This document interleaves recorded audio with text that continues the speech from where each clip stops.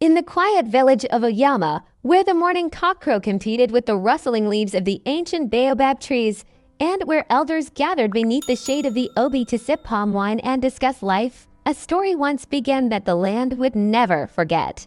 It was the kind of story that mothers whispered to their daughters at night, warning them about the way to promises. It was the story of Ayana, daughter of a poor widow, and Isaiah, her childhood best friend, the only boy who had ever seen her tears and wiped them without asking questions.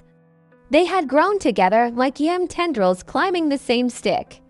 Their huts were separated only by the narrow path that led to the stream.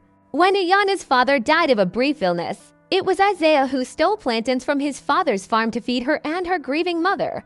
They laughed together, bathed in the same stream, and even got flogged by the same village teacher. By the time Ayana turned 17, her beauty had ripened like a cassava tuber ready for harvest.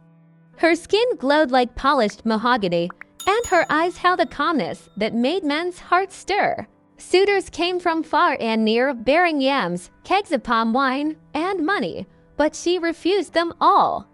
Her heart was already taken beneath the towering iroko tree that stood beside the stream where the wind sang and the water flowed like whispered secrets. Ayana and Isaiah made an oath. It was the kind of oath the ancestors took seriously. They cut their thumbs, let the blood drop onto a white colanet, and swore before the spirit of the land and sky. "If I ever leave you for another," Isaiah had said, his voice trembling like the evening leaves, "may the one I marry never know peace. May joy reject me, and may my life never know rest. If I ever leave you for another," Ayana echoed, her eyes wet with love and innocence. "May I never bear fruit, and may I suffer until death claims me."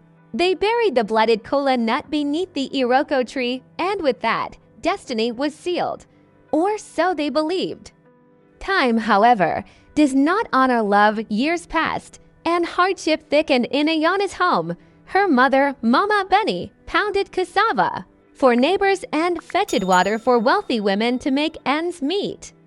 Ayana, now a grown woman of 27, refused every man that came.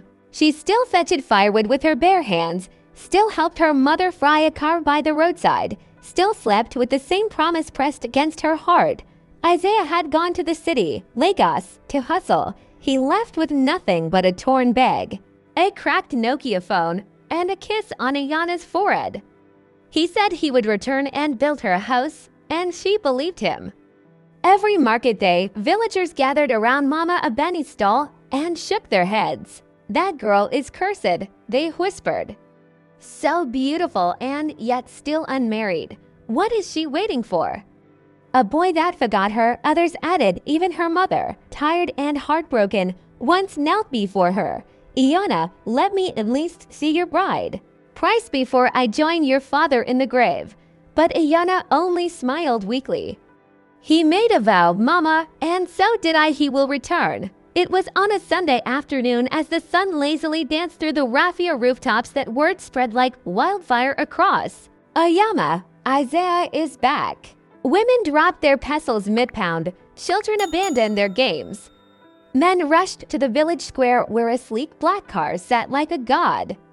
Isaiah had returned, and he had returned with money, lots of it. But he also returned with something else, a wife, a fair, light-skinned woman from the city, tall and slender with artificial eyelashes that fluttered like butterflies and nails that could scratch the sky. Her name was Erica. Ayana stood behind a tree when she saw them arrive. Her heart tore in silence. No scream escaped her throat. No tears fell. She only watched as the man who once vowed his soul to her kissed another woman's hand and introduced her as my everything. That night, Ayana walked barefoot to the iroko tree. She fell on her knees and dug at the earth with trembling hands. But the ground had long eaten the oath. The earth beneath her fingers was cold, unyielding. She cried without sound, her face buried in the soil where they had sealed their youthful promise. Days passed and Isaiah never sought her. The villagers, ever eager with gossip, assumed Ayana had finally been humbled, but Ayana was not broken. Not yet. Instead, she packed her mother's wrapper, a few tubers of yam, and left Oyama at dawn without saying goodbye. She traveled east to a distant village called Saka, where no one knew her name. There, she became a teacher at a small school and eventually married an older widower who treated her with kindness, though she never bore children. Yet the people of Saka called her Nwaniwako, woman of quiet strength.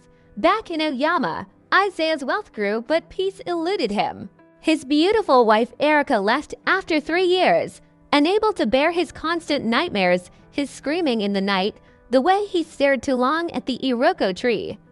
Business deals slipped through his fingers. Friends abandoned him. Each night, he drove alone to the stream, parking beneath the tree where his heart still lived. He would sit for hours, whispering her name into the wind. But the wind did not answer. The iroko tree stood tall, indifferent, eternal. Many years later, a traveler came through Saka and recognized Ayana. His eyes wide with shock, he said, "They say in Oyama that you vanished, that your heart was broken beyond repair." She only smiled, her eyes soft but distant. "My heart did not break."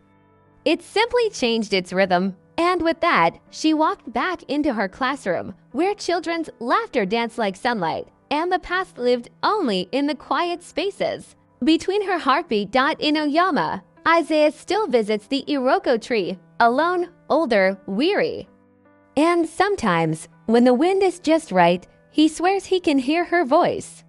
Not calling out in pain, but laughing free. The oath beneath the tree was never forgotten.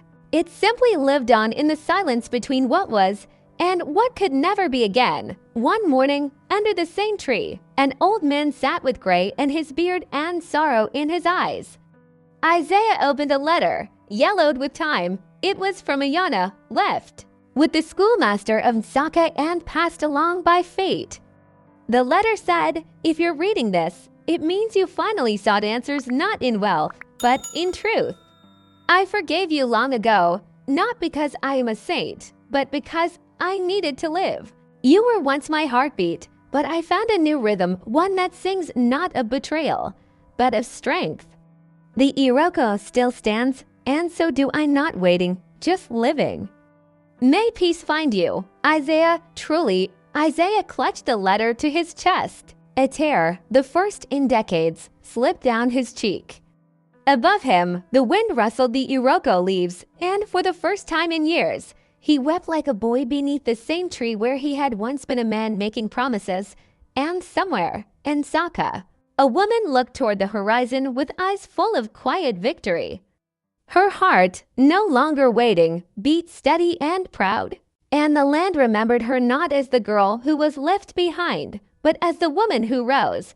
But the story did not end with tears and memory. On the 40th anniversary of the day they made their oath, a storm rolled through Oyama, fierce and wild. Thunder cracked like ancestral voices, and lightning struck the old iroko tree. The villagers watched in awe as fire licked the sky and the tree split in two. In its ashes, a strange peace fell over the village, like a spell finally broken. Isaiah stood in the rain, his white igbado soaked, his hands trembling. He fell to his knees before the fallen tree, his voice rising in a mournful chant. No longer did he pray for Ayana's return. He only prayed that the gods who had watched them as children would forgive a foolish man who thought love could wait forever.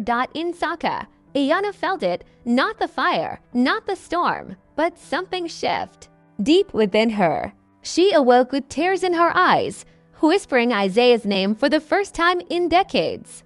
She stood barefoot at dawn, facing the east, her arms open wide.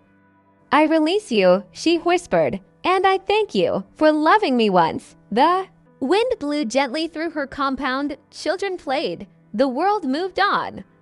And Ayana, finally and fully, did to that love is not always forever, but the courage to live beyond it, that is.